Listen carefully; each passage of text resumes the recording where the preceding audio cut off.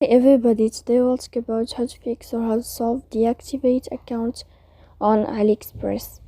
To know how to fix or how to solve deactivate account on AliExpress app, you should just go to settings. After that, you can click on apps, default apps, app settings.